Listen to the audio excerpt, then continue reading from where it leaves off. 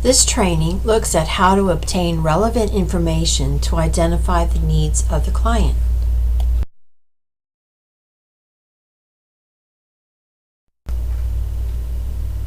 Recovery-oriented care includes practices that help people gain autonomy, power, connections with others, aid in skill development as well as symptom management and treatment, focus on abilities and strengths rather than deficits, and are guided by the person in recovery.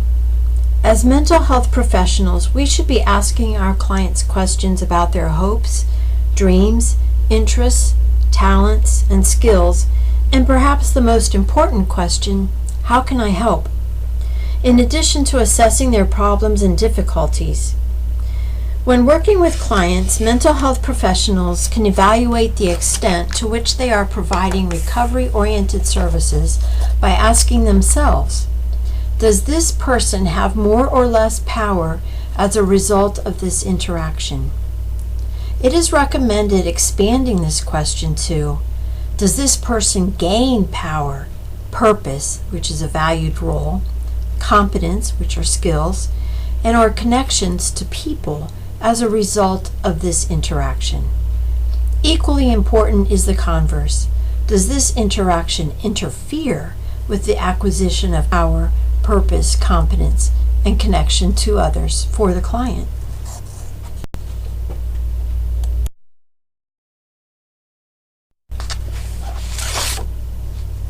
By focusing on the assessment and treatment of deficits, aberrations, and symptoms, the things that are wrong with people, providers have had a tendency to overlook all that remains right with people, like their health, their assets, their strengths, their competencies. Emphasis on the negative can lead to a tremendous sense of hopelessness and despair among both clients and mental health professionals serving them. A recovery orientation encourages instead to view the glass as half full. All people have existing strengths and capabilities, as well as the capacity to become more competent. As a result of this recognition, we come to appreciate that the failure of a person to display competence is not due to deficits within the person, but rather to the failure of a social system to provide or create opportunities for competencies to be displayed or acquired.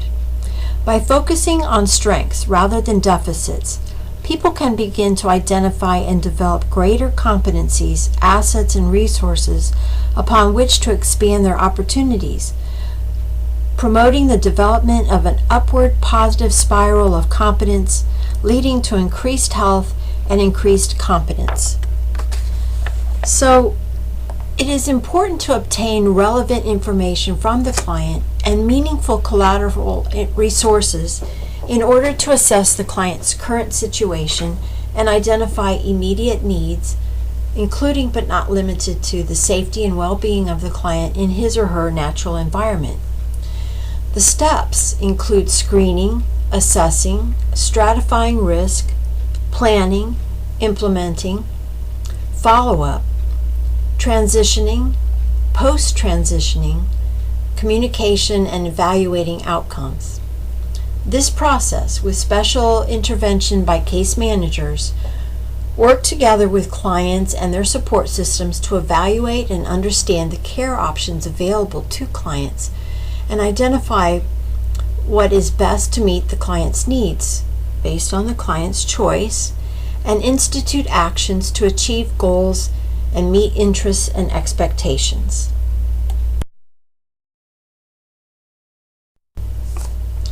Please review this screen and the next screen to absorb the basic tenets of assessment within the recovery model.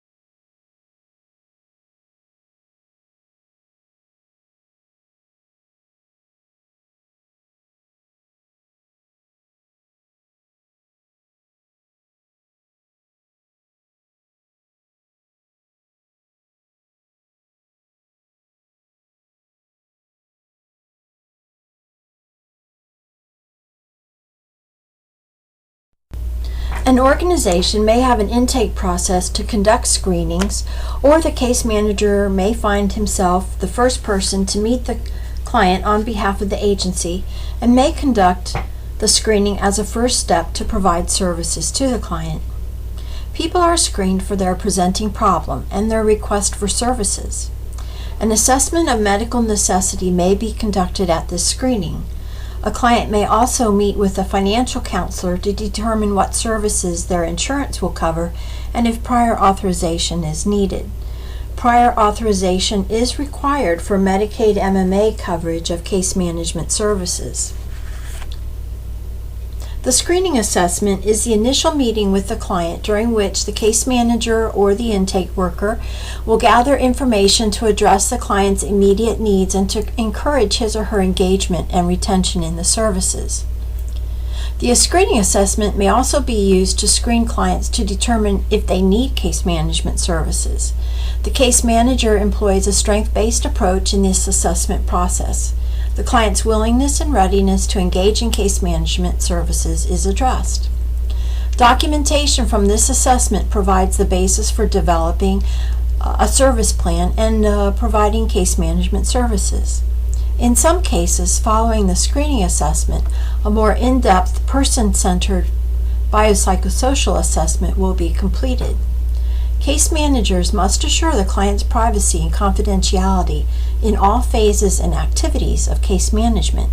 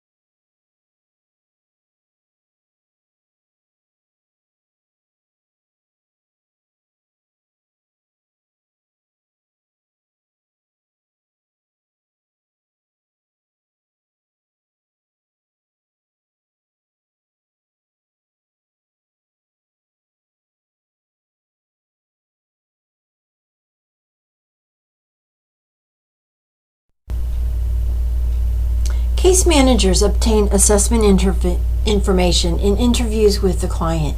The client may sign a release of information to allow significant others and referral sources to be interviewed for additional information to assist the client in defining needs and services. Interviewing skills include rapport building skills already discussed and client engagement strategies.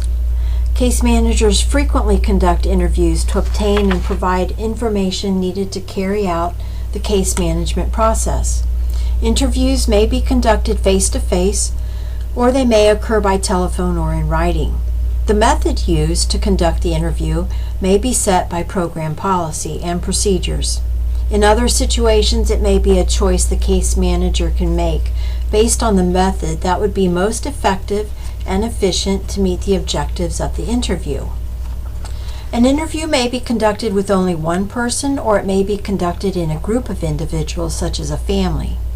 Some interview techniques used may vary based on the individuals involved in the interview.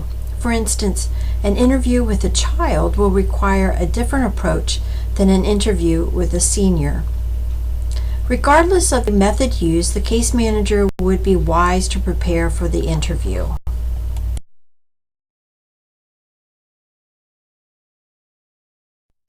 Preparation will help ensure that the goals of the interview are met, that the flow of the interview is organized and purposeful, and that the length of the interview is no longer than necessary. It can also help build the case manager's level of confidence. The following are some pointers to assist with preparing for interviews and assessments. Know the purpose of the interview and what needs to be accomplished. What is the expected outcome? Outline for yourself the information that needs to be provided or obtained. Gather all the forms that have to be completed and signed during the interview and make a bullet list of questions that need to be asked. Assessment forms often have these prompts already. Educate yourself regarding the key facts and topics to be discussed during the interview. Gather factual information that may be helpful. Be aware of your own personal biases about the interview, as they may sway the outcome. Be careful to approach the interview with an open mind. Dress in a manner that is appropriate for the location of the interview and the standards set by the case management employer. Make an appointment for the interview, if possible. This demonstrates respect and helps ensure that the individuals involved will have sufficient time set aside to fully participate in the interview.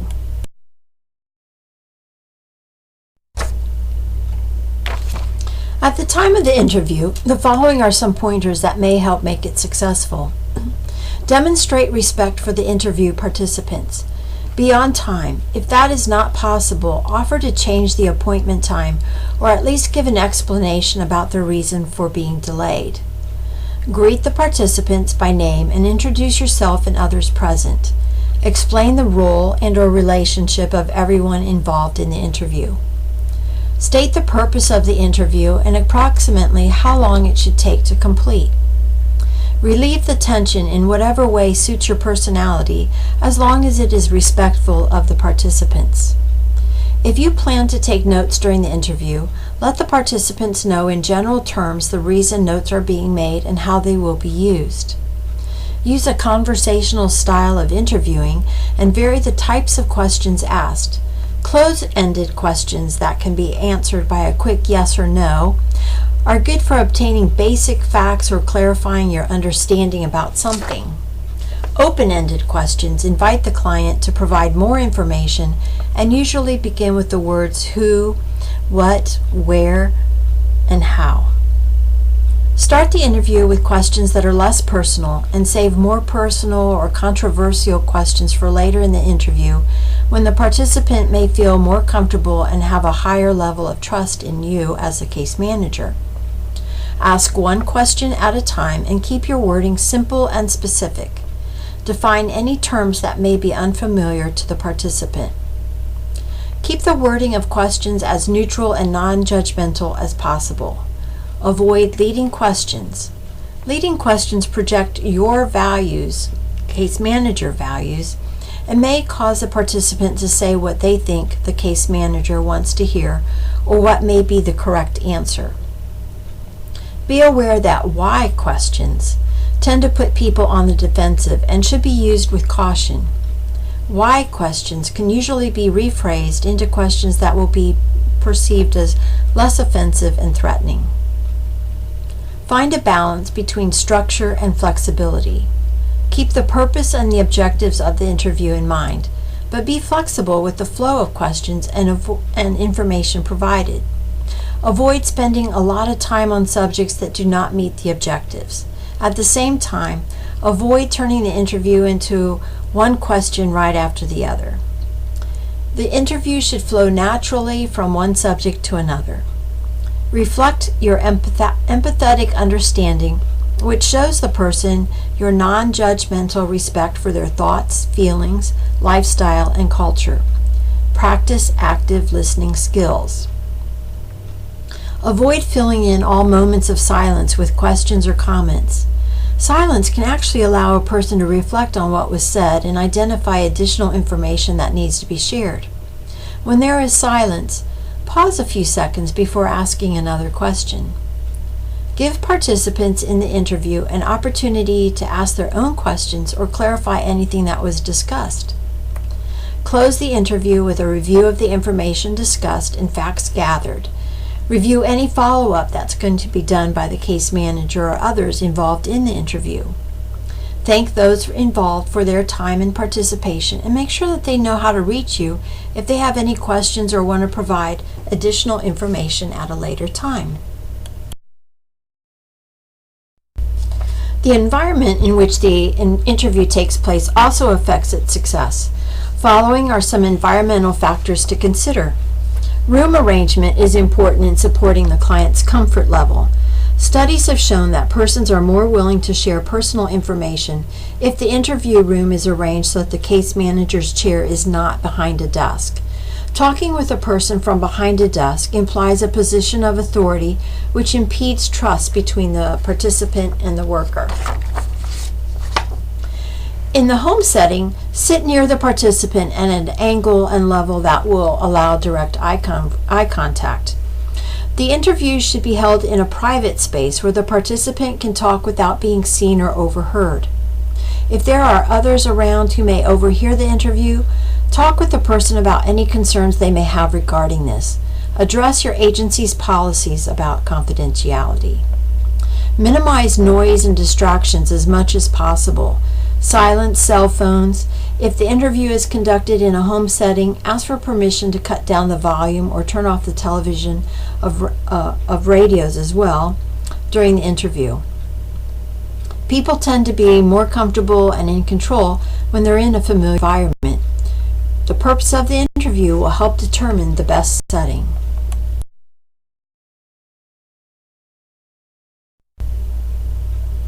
The strength-based assessment surveys key information concerning the client, the family, caregivers, and informal supports to determine what services the client might be eligible for, what services the client may need or request, and what services you as a case manager can make referrals on behalf of the client.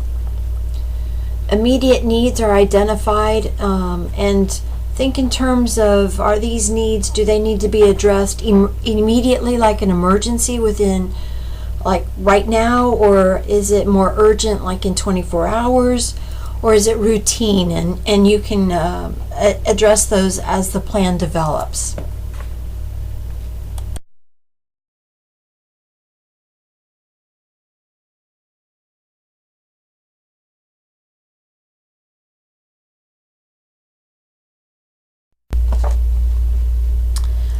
Each case management client must receive a thorough assessment which will serve as the basis for the development of the client's service plan. The assessment is a holistic review of the client's emotional, social, behavioral, and developmental functioning within the home, the school if that's where the client is, their work if they work, and the community. And this assessment must be updated annually. The case manager is required by Medicaid to conduct this assessment, and this assessment must be conducted within the first 30 days that the client receives case management services and prior to the development of the service plan. The case manager must make at least one home visit prior to the completion of this assessment to evaluate the safety and well-being of the client, and the home visit should be conducted in the setting in which the client resides. If a case manager is unable to make a home visit, he must conduct a face-to-face interview in another setting. The documentation must be provided in the client record explaining why the home visit could not be made, and the case manager and his supervisor must sign this written justification. The assessment must include information from the following sources. Of course, the client, the agency or the individual who referred the client for the case management services, the client's family and friends if there is appropriate consent, other agencies that are providing services to the client. If the client is a child, then the school district, and previous treatment providers, including inpatient and outpatient treatment, if the client has signed a release to obtain information from previous treatment providers. All of the components must be included in this assessment. The client's presenting problem and the history, psychiatric and medical history, including medication and side effects, the client's current and potential strengths, resources that are already available to the client through his natural support system, school placement if the client is in school, and the adjustment and progress in school, the client's relationship to his family and significant others, identification and effectiveness of services currently being provided, and an assessment of the client's needs and functioning in the following areas, including mental health, family support and family education, education, vocational or job training, housing, food, clothing and transportation, medical and dental services, legal assistance, the development of environmental supports through support groups, peer groups, activities, community services, friends, landlords, employers, and then also assistance with establishing financial resources.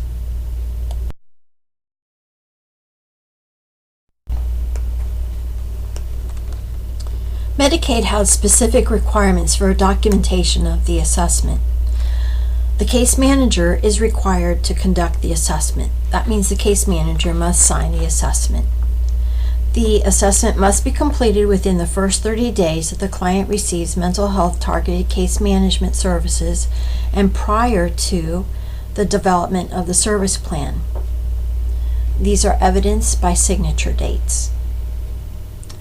The targeted case manager must make at least one home visit prior to completing the assessment to evaluate the safety and well-being of the client. The home visit should be conducted in the setting in which the client resides. If the case manager is unable to make a home visit, he must conduct a face-to-face interview in another setting.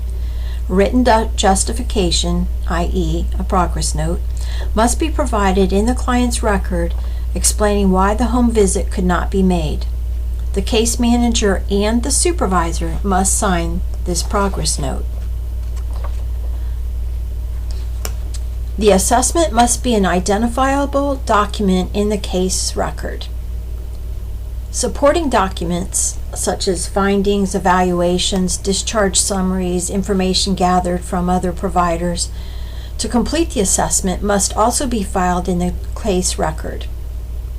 The assessment must include documentation that the case manager made a home visit prior to the completion of the assessment, or that written documentation by the case manager with sign-off by the supervisor explaining why this requirement could not be made.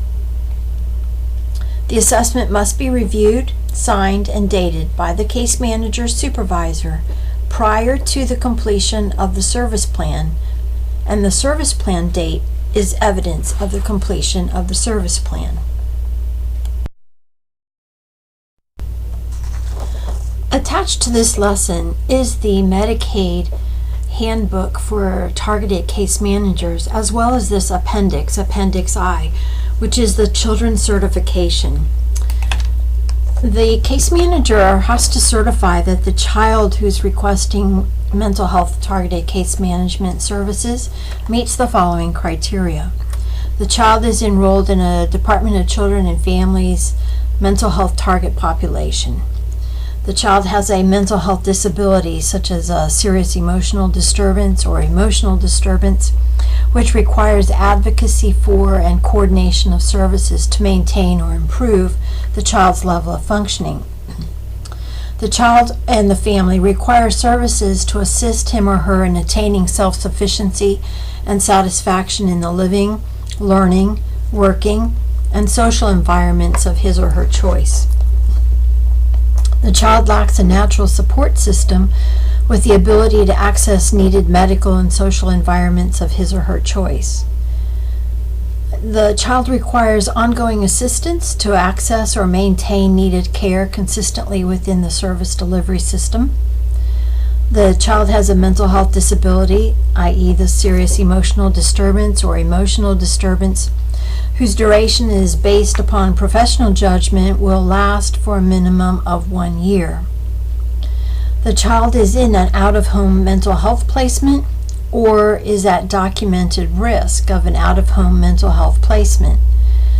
Also, the child is not receiving duplicate case management services from another provider, or has located from a Department of Children and Families district or region where he or she was receiving mental health targeted case management services.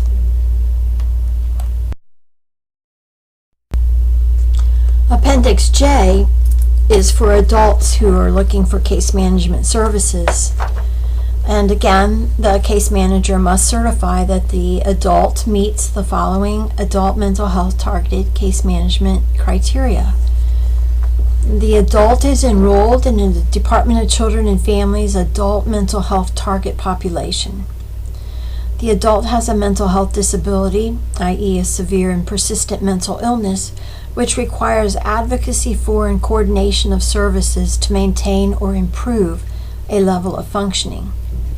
The adult requires services to assist in attaining self-sufficiency and satisfaction in the living, learning, work, and social environments of choice.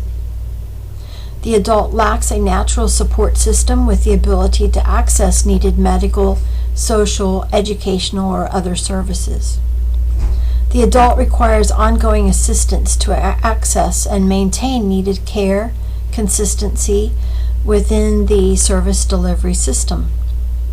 The adult has a mental health disability, the severity and persistence mental illness of which the duration is expected to last at least for 1 year.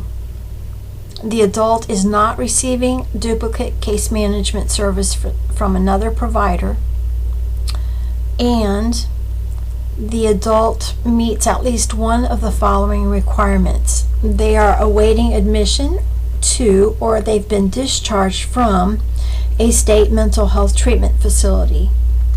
They have been discharged from a mental health residential treatment facility. They have had more than one admission to a crisis stabilization unit, a short-term residential facility, an inpatient psychiatric unit, or any combination of these facilities in the past 12 months. The adult is at risk of institutionalization for mental health reasons, and if this option is picked, there has to be an explanation documented. Or the adult is experiencing long-term or acute episodes of mental impairment that may put him or her at risk of requiring more intensive services.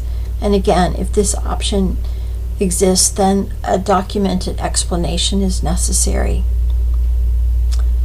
The last criteria is that the adult has relocated from a Department of Children and Families district or region where he or she was receiving mental health targeted case management services. Again, these appendices are attached to this lesson, and you can take a look at them. The Mental Health Targeted Case Management Coverage and Limitation Handbook is also attached, and appendices I and J, along with other required appendices, are located in that handbook.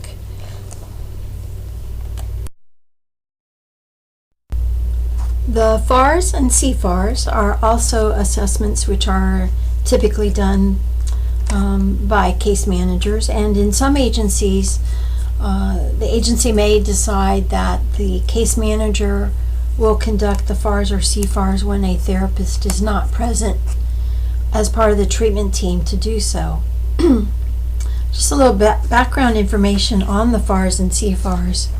In October of 1993, the Alcohol and Drug Abuse and Mental Health Program Office of the Florida Department of Health and Rehabilitative Services, it was known as HRS back then, had a collaborative agreement with the Lewis Delaparte Florida Mental Health Institute at the University of South Florida to develop procedures to evaluate the effectiveness of publicly funded mental health and substance abuse treatment services for children and adults. As part of this project, the FMHI staff, the Florida Mental Health Institute, examined a number of levels of functioning scales and functioning assessment procedures, and as a result of the examination they made, they selected the Colorado Client Assessment Record, not only because it had been used in Colorado for 15 years previously as a point of service assessment for monitoring changes in functioning in both mental health and substance abuse populations for children and adults, but also because it had been employed as a research or service tool in several other states, including New York and Arizona. So the Florida Mental Health Institute staff revised portions of this Colorado Client Assessment Record to make it more useful for the needs of Florida. In discussions with representatives of the state of Colorado Department of Human Services, Florida Mental Health Institute discovered that Colorado is also making revisions to the CCAR, the Colorado Client Assessment Record. So Florida and Colorado exchanged several drafts. They found similarities and differences in the two versions, and Florida revisions to the Colorado Client Assessment Record resulted in the development of the Functional Assessment Rating Scales, which is the FARS. The FARS is designed to document and standardize impressions from a clinical evaluation or mental status exam by recording information on an individual's current cognitive and behavioral functioning, that is, their social and role. In 1994, the legislature passed some regulations to establish performance outcome targets. They wanted to achieve performance measures, and one of these legislative performance measures is the percentage of people served to improve their level of functioning. So the FARS and CFARS were devised to help the state measure how people improve their level of functioning as a result of treatment or services.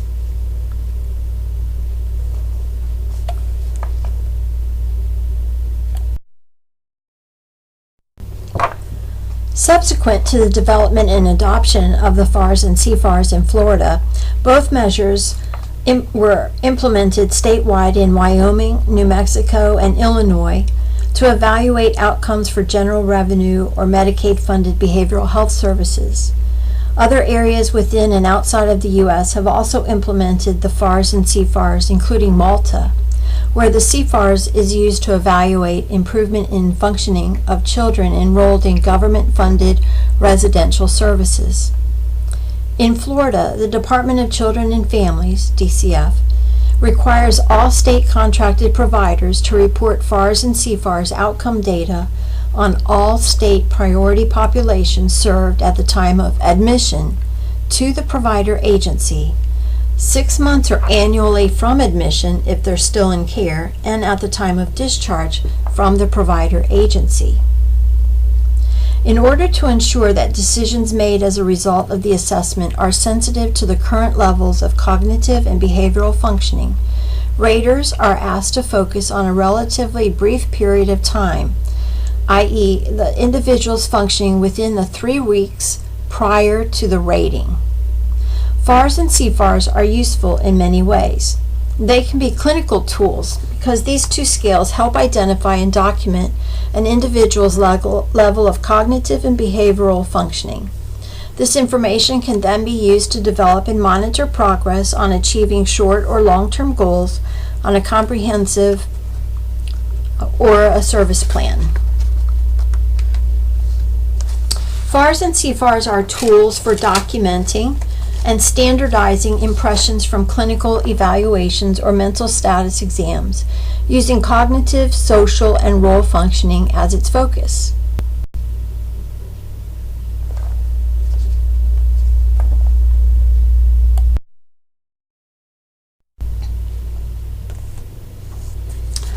A FARS or CFARS rater ID must be entered on all FARS or CFARS data submitted to the state data system to ensure that clinicians and case managers completing those assessments have been properly trained. This identification number is issued automatically by the system when the trainee successfully completes the FARS or CFARS training and is certified. So there are instructions for you to go online to take the training and become a FARS or CFARS rater. You will receive a 9-digit rater identification number when you successfully complete the training. This 9-digit rater identification number is yours, and you can add it to your resume so that no matter where you go in the state of Florida, you will have this on your resume to show that you already have this training. You will want to use the websites that are listed here, and you can also check the FARS and CFARS manuals that I have attached to this lesson to get the specific information to find the website and take the training. There are a number of considerations for you. First, you must register as indicated to be allowed to take the test, and in order to register you have to enter your social security number and a password on the login page. If you have registered before for either the FARS or CFARS training, your registration and password selection is good for training on both, but be sure to register only one time. If you register to take training for one of the scales and complete that training and then register again to take the training for the other scale, you will delete all the information in your first training. Print the instructions that are attached to this lesson to follow you as you go through the training and certification process to become an official FARS or CFARS rater. Good luck, and remember that you can also come back to the website at any time to complete training that you have already begun, take more practice vignettes to refresh your skills, or print additional copies of your certificate.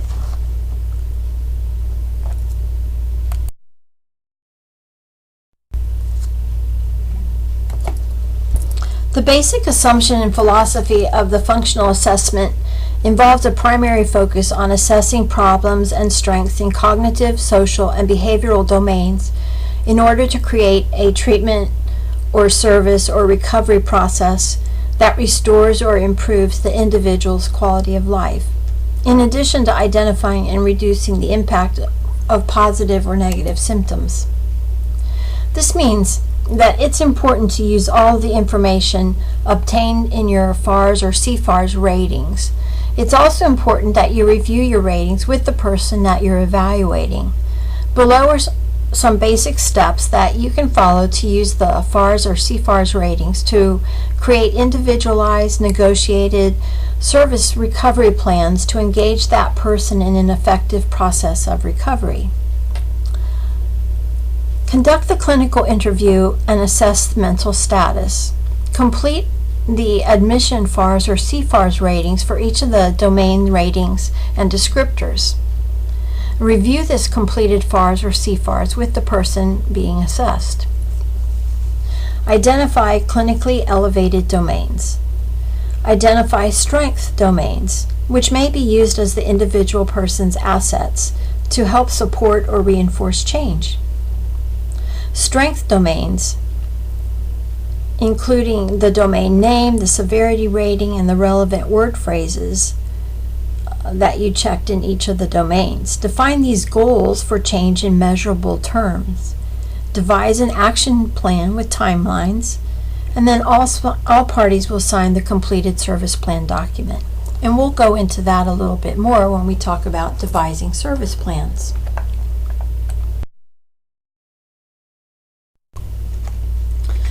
When we are interpreting information from the screening and assessment, we would do well to keep in mind these points. Acknowledgement and acceptance of a mental health diagnosis does not mean accepting one's identity as a mentally ill person.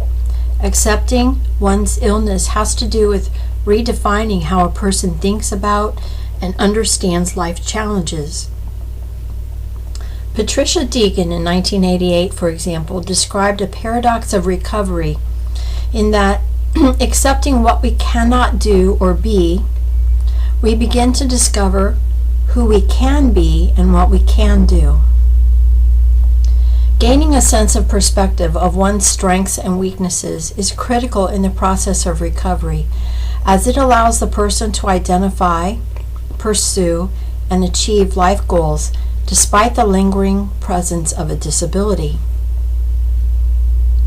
Assessment information may be ongoing and collected over time or by various programs within an organization.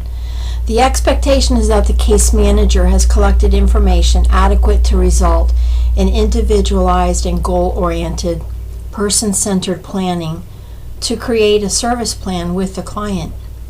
This initial process of screening and assessment identifies what the person wants and why the person is coming for services. The assessment process gathers and records sufficient information to develop a person-centered plan for services for the client.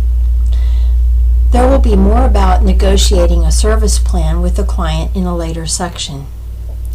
The intent of the screening and assessment is to collect an adequate amount of information to develop an appropriate plan of care and to subsequently provide appropriate and safe services.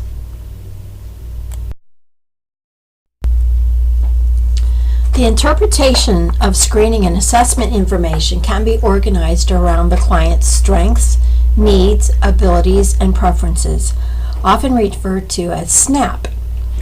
Strengths include those client assets, resources, and natural positives they already maintain. Needs are the client's liabilities, weaknesses, or what the person needs to recover. Abilities are those skills, aptitudes, and capabilities and talents and competencies that they own.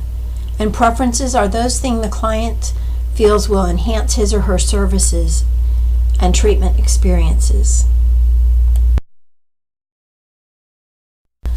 Following on the heels of the early days of deinstitutionalization, the National Institute of Mental Health recognized that the multiple needs of people with serious mental illnesses living in the community were not being addressed by existing care, and thus designed and disseminated a model of community treatment that focused on housing, income maintenance, medical care, and rehabilitation in addition to traditional mental health services. The resulting community support system initiative of the 1970s promoted the development of a network of caring and responsible people committed to assisting a vulnerable population to meet their needs and develop their potentials without being unnecessarily isolated or excluded from the community. As we look at identifying needs, community-focused care is that in which it's primarily provided in a person's natural community. That's where they live or work. It facilitates the development of a client's relationship with people in their community. It helps the client develop citizenship and rules that are of value to the community. And it works with members of the general community to combat stigma and increase access to resources. Plans for services reflect these community-focused care standards. Within this view of acknowledgement and acceptance, limitations become the ground from which spring our own unique possibilities. As a person recovers from the illness then becomes less of a defining characteristic of self and a more simply one part of a multidimensional self that also contains strengths, skills, and competencies. Care, then, to be recovery-oriented, must elicit or flesh out and cultivate these positive elements at least as much as, if not more than, assess and attempt to ameliorate, decrease, and remediate difficulties. The community-focused care views the incongruence between the person and his or her environment as the target for intervention along with the mental health and or substance abuse needs the client has identified. This is done by helping the individual assimilate into his or her environment through symptom management, skill acquisition, etc., and by helping the community and the environment to better accommodate people with disabilities through education, stigma reduction, and the creation of niches. The case manager helps the client by advocating for and with the client and by building partnerships and alliances in the community to benefit the client. There will be more on case management roles in this regard in Domain 3 of this training. American society places tremendous value on the freedom to exercise choice in everyday life. Therefore, the well-being of the client should be reflected in the service plan. Constrained only by access to resources, it is assumed that all adults have the right and responsibility to make their own decisions about where they live, what they do, and how they want to be treated, as long as these decisions do not infringe on another person's rights. For this model of case management to be effective, of course, people with disabilities need to continue to feel like members of society despite their disability status, as opposed to being subsumed by their illness or diagnostic label.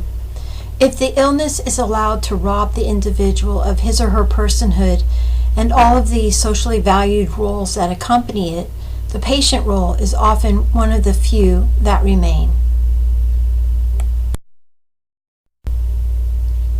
The recovery process entails regaining both a sense of agency in one's life and a sense of belonging and self-worth within a community of one's peers. Personal agency involves not only feeling effective and able to help oneself, but also being able to have a positive impact on the lives of others. We have long known that it can be therapeutic to give of oneself to others. However, many clients have become so accustomed to receiving care and having decisions made for them that they feel they have little or no value to share.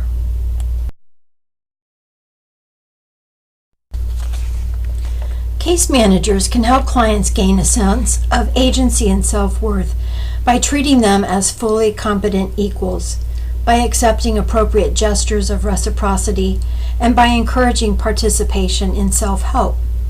In addition, it may be for this reason that the development of valued social roles and involvement in meaningful activities have been identified as cornerstones of the recovery process, as they provide people with a sense of self-worth and purpose in life. This is a quote from a person with a sense of belonging. I could choose to be a nobody, a nothing, and just say, the hell with it, the hell with everything. I'm not going to deal with anything. And there are times when I feel just like that. And yet, I'm a part of the world. I'm a human being. And human beings usually kind of do things together to help each other out. That type of thing. And I want to be a part of that. If you're not a part of the world, it's pretty miserable, pretty lonely. So I think degree of involvement is important. Involvement in some kind of activity, hopefully an activity which benefits somebody. I have something to offer, and that's all I'm talking about. And I think it makes a little bit easier for me to think in those terms, not to be afraid to give things to people and not to be afraid to take things from people in return. This ends the lesson on screening and access to services, assessment tools, and techniques. Please review the attachments to this lesson. Then take the quiz and remember, a passing score of 70% is required.